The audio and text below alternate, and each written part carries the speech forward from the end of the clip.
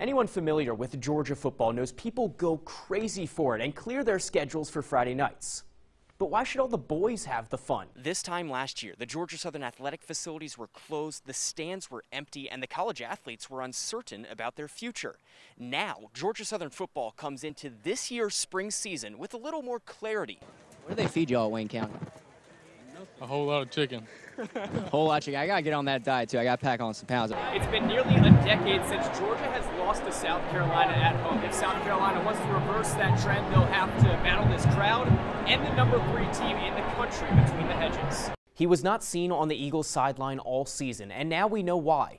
A WSAV investigation reveals Georgia Southern women's soccer coach Josh Moffitt was fired mid-season due to sexual harassment complaints. Georgia Southern without its starting quarterback to start fall camp. Shy Wertz was arrested Wednesday during a traffic stop, and police say they found cocaine residue on the hood of his car. I almost hit a cameraman with one of my throws. Heads up!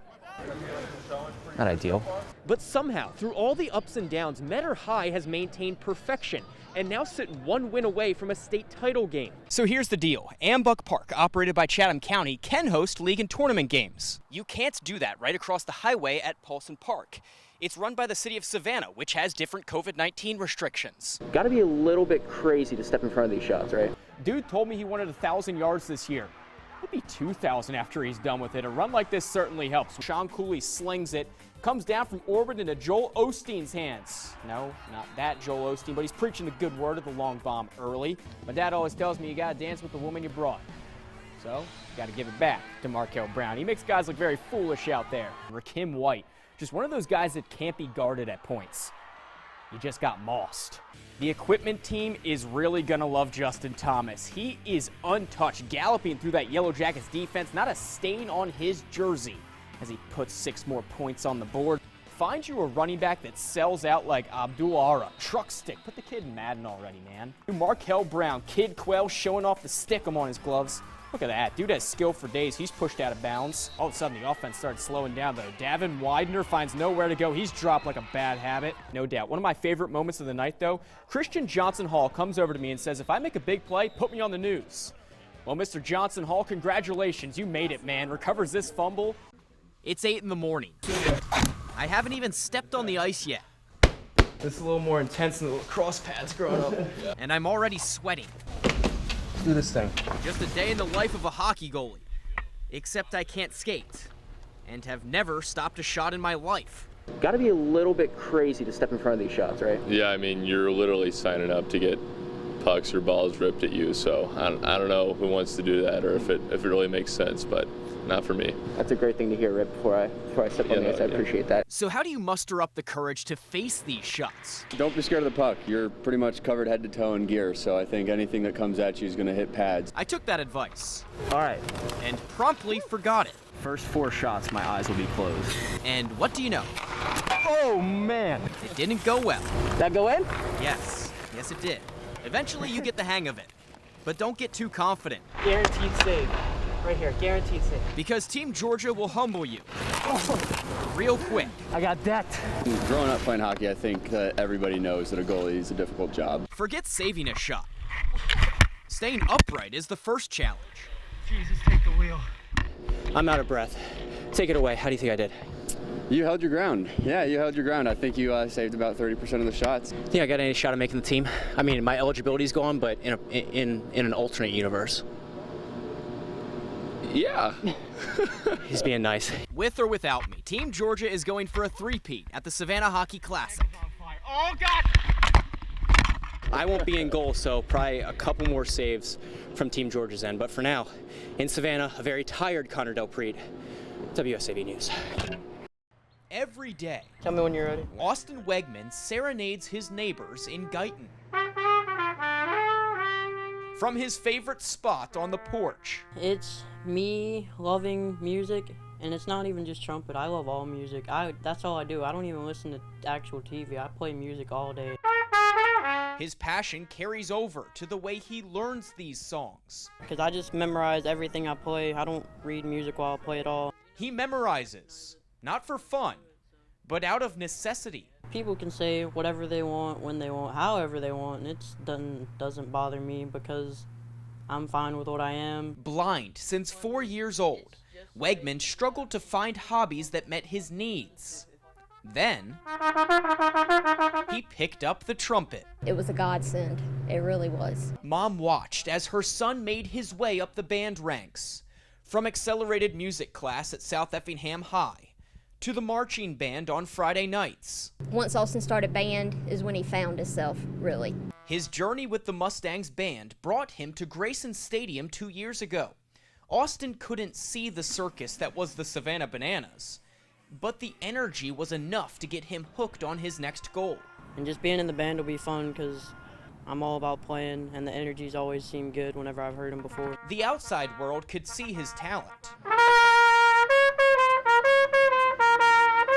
But the night before Banana Band auditions, Austin still had doubts. And his dad just told him, son, you're never going to get anything if you don't try. And so it's opportunities like this to explain to him, you know, that if you really, really want something, you have to work for it. Nerves out the window, Austin gave it his all Saturday morning. When asked if he had any special talents, the sophomore kept it light. I'm pretty good at playing with my eyes closed. All jokes aside, Austin had a message for other kids in his situation who may be discouraged by the odds or what others say. Use that as motivation to prove that you can do it. A 15-year-old who proves a diagnosis doesn't determine who you are. It's enough to make any mom proud. He's mastered the art of rejection, but he never gives up. How can you not be proud?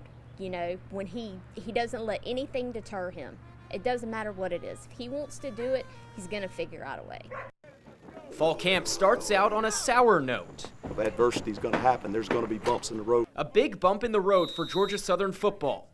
Good, pop, pop, quick feet. Star quarterback Shai Wirtz and defensive end Quan Griffin both arrested leading up to the first day of practice.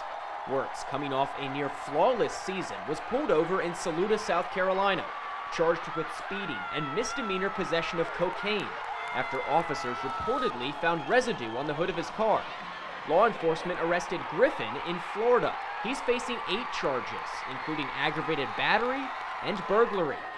Anytime things happen like this, you know, it's definitely going to hurt and bother you and all that kind of stuff. But again, young people, and we got to look into it and see what happens. As the first practice of the 2019 season wrapped up, teammates struck the same tune. We just want to keep him in our prayers, you know, just hit him up, make sure everything good. He did talk to us about it, but we're here to support. You know, no matter what, we're here to support. It's a brotherhood here, and that's what we're going to stand on. Those are brothers through anything, through thick and thin. When the good times come, when the bad times come, it's going to be my brothers regardless. You know, I love them, and we're just going to support them through anything. Coach Lunsford suspended both Wirtz and Griffin indefinitely. Fans will have to wait until the law takes its course to see how long these suspensions last. Until the decision comes, the Eagles are focused on the guys they do have for 2019. And I think our guys understand that, hey, it's either a next man up or it's, you know, become closer as a football team and continue to bond. When she steps into the batter's box, Eagle Nation knows what they're going to get. A preseason all-Sun Belt selection with a great bat and a whole lot of hustle. This year, someone Go get that. is making her run that much faster. Now that he's back in the stands, I'm feeling like a sigh of relief. Good pitch, good pitch. Posted up in the left field bleachers is Micaiah Freeman's dad, Marvin. Soaking it all in, COVID-19 cut what was supposed to be his daughter's final season short. The NCAA granted her an extra year of eligibility, so she's back, dedicating senior year round 2 to her dad. You know, she knows I didn't get a chance to see this, so she's doing it partly for her, but, you know, and partly for me, and so that makes me happy. He's been at just about every one of her games growing up. Come on, Kai. That is until last year, when the medicine he took for a heart transplant caused serious kidney failure.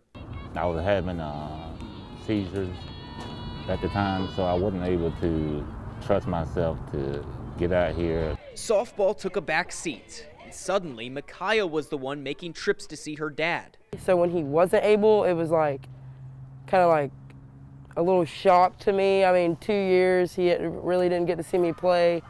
Oh my goodness. Marvin has certainly won this battle. He's still waiting for a new kidney. Get there, safe. But healthy enough to call Eagle Field his second home once again. I think he was able to, you know, fight and continue to fight because of me and my sister. This weekend marked his first game back in Statesboro. I'm in the middle of the game, not supposed to wave, but I'm like sitting there, I'm like, hey. Marvin still has his list of pointers for after the game. And now more than ever, Micaiah welcomes those tips. She's just thankful to have her #1 fan back. It was cold a couple of days ago. Like, he could be, you know, sitting in the car or sitting in the house, but no, like, he's ready to be out here. So I think that just kind of shows the person he is, and the person he is why I'm the person I am, and why the person my sister is. Like, we feed off of my dad.